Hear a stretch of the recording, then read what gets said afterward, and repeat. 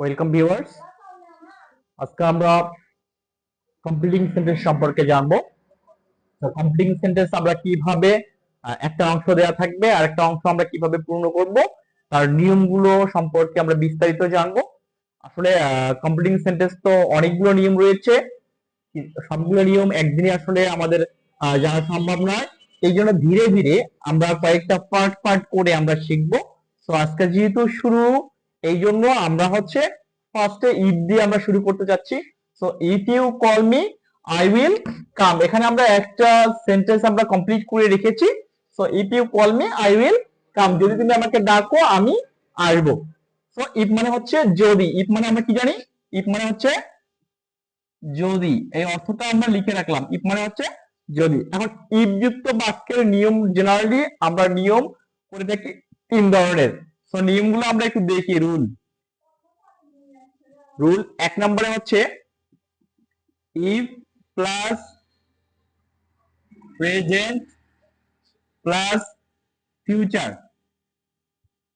If plus present plus future, অথবা future না লিখতে দেখা গেছে প্রেজেন্টও করা যাবে, ফিউচার অথবা প্রেজেন্ট। ওকে, এটা একটা। এইটাকে আমরা উল্টাইও করতে পারবো। কিরকম? দেখা গেছে যে হচ্ছে আগে ফিউচার আছে, যদি আগে ফিউচার থাকে তাহলে ফিউচার থাকলে প্লাস ইফ দেওয়া আছে, তাহলে ফিউচার প্লাস ইফ এরপরে গ্যাপ যদি দেওয়া থাকে তাহলে এটাকে আমাদের করতে হবে প্রেজেন্ট। এভাবেও থাকতে পারে। ওকে, এরপরে দুই নাম্বারটা আমরা একটু খেয়াল করি। তাহলে দুইটা কিন্তু একই জিনিস, যে ইফ এর পরে কি আছে? প্রেজেন্ট আছে।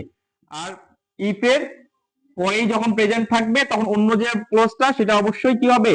ফিউচার হবে। এখানেও যেমন ইফ এর পরে প্রেজেন্ট আছে, পরের ক্লোজটা হচ্ছে ফিউচার অথবা প্রেজেন্ট করতে হবে। জেনারেলি ইফ যুক্ত যে সেন্টেন্স গুলো, এখানে দুইটা ক্লোজ থাকে, একটা ইফ যুক্তটা হচ্ছে সাবঅর্ডিনেট ক্লোজ আর একটা ক্লোজ হচ্ছে প্রিন্সিপাল ক্লোজ।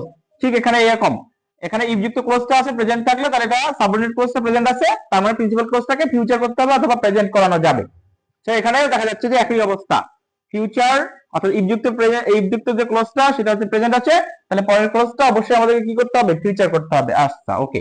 এরপরে ইফযুক্ত যে ক্লজটা সাবঅর্ডিনেট ক্লজ, তো ইফযুক্ত ক্লজটা যদি পাস্ট টেন্স হয়, কোন tense? Past tense.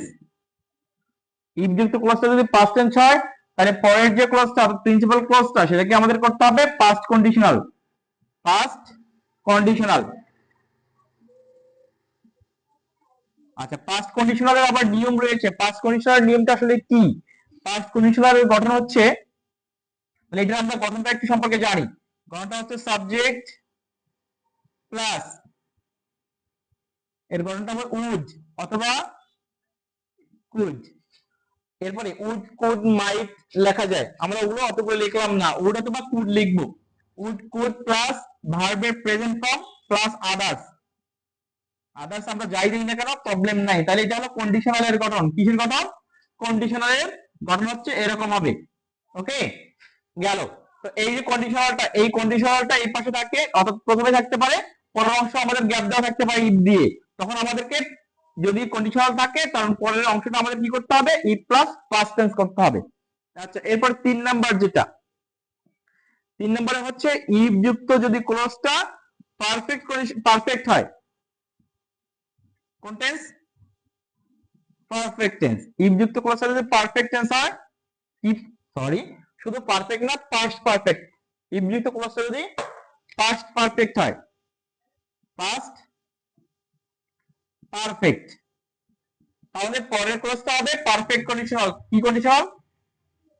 Perfect conditional. Conditional হবে। তাহলে পারফেক্ট কন্ডিশনালের গঠন কি? পারফেক্ট কন্ডিশনালের গঠন হচ্ছে সাবজেক্ট প্লাস, পারফেক্ট কন্ডিশনালের গঠন সাবজেক্ট প্লাস উড হ্যাভ অথবা কুড হ্যাভ অথবা মাইট হ্যাভ অথবা শুড হ্যাভ। তো আমরা অতগুলো লেখার দরকার নেই, আমাদের দুইটা করলেই হয়ে যাবে। এরপরে যখনই হ্যাভ ভার্ব থাকবে, হ্যাভের পরে অবশ্যই ভার্বের 3 নম্বর ফর্ম থাকবে প্লাস আদার্স। ওকে, এতটুকুই। তাহলে এটা হচ্ছে পারফেক্ট কন্ডিশনালের গঠন।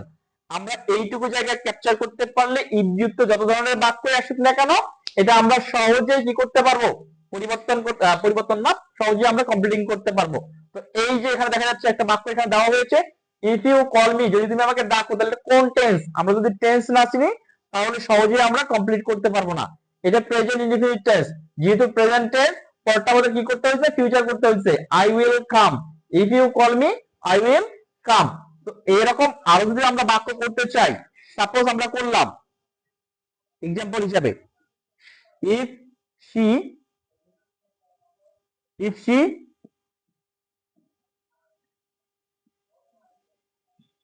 ইনফর্মড মি, পরেরটা আমরা গ্যাপ দিয়ে দিলাম, তাহলে যদি সে আমাকে কি করতো? ইনফর্মড করতো, ওকে জানাইতো, তাহলে এটা পাস্ট টেন্স আছে, তাহলে পাস্ট টেন্স থাকলে আমাদের পরেরটা কি করতে হবে? পাস্ট কন্ডিশনাল করতে হবে। পাস্ট কন্ডিশনাল গঠন কি? তাহলে ইফ শি ইনফর্মড মি, যদি সে আমাকে জানাতো, তাহলে আই, এই যে কমাটা এটা, তাহলে অর্থ বোঝাবে, তাহলে I could attend, I could attend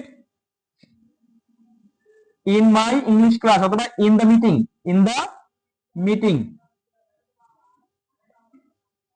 তাহলে যদি সে আমাকে জানাইতো তাহলে আমি মিটিং এ উপস্থিত হইতে পারতাম। তাহলে এটা হচ্ছে পাস্ট কন্ডিশনাল, অর্থাৎ পাস্ট ইনডিফিনিট রয়েছে, পরটা আমরা কি করলাম? পাস্ট কন্ডিশনাল করলাম। সো এইটা আমরা না লিখে অন্যভাবেও লিখতে পারি। If she informed me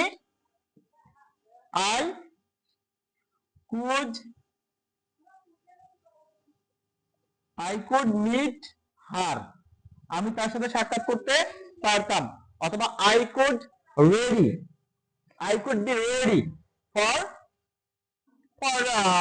the exam, অথবা I could ready for to go picnic। আচ্ছা, এইভাবে আমরা যে কোনো বাক্য যে কোনো ভাবেই আমরা করতে পারি, তাতে কোনো প্রবলেম নেই।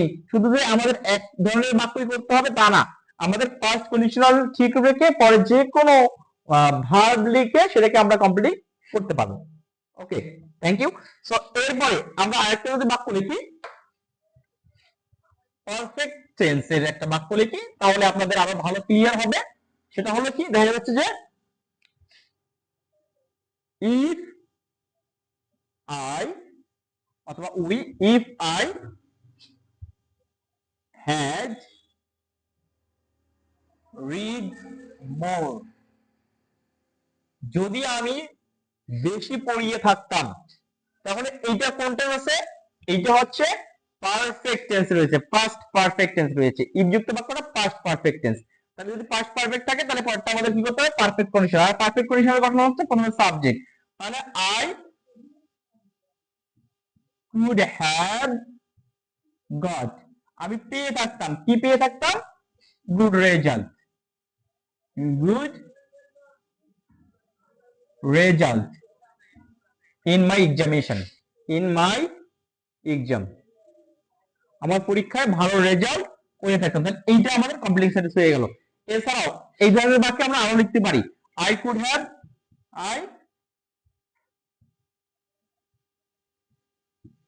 হ্যাভ গট, আমি পেয়ে থাকতাম, অথবা গট অথবা গট, 3 নম্বর ফর্ম, গেটের 3 নম্বর ফর্ম হচ্ছে গেট গট গঠন হয়, অথবা গেট গট গট হয়, গট লেখা যাবে। I could have got good job, good job, আমি ভালো কি পেয়ে থাকতাম? চাকরি পেয়ে থাকতাম। I could have gain knowledge, I could have gain knowledge. এভাবে যে কোনো ধরনের ভার্ব দিয়ে সহজে আমরা অর্থপূর্ণ রেখে এটাকে কমপ্লিট করতে পারবো, তাতে কোনো প্রবলেম নেই। শুধুমাত্র এই 3টা নিয়ম আমাদেরকে মনে রাখতে হবে, তাহলে ওকে। Thank you viewers. এরপরে আমরা আরো এরকম, আজকে তো আমাদের ইফ যুক্ত নিয়ম, এরপরে আমরা সো দ্যাট রয়েছে, অ্যাজ ইফ রয়েছে, as soon as, high time রয়েছে, এগুলো আমরা শিখবো ইনশাআল্লাহ পরের ভিডিওতে। Thank you.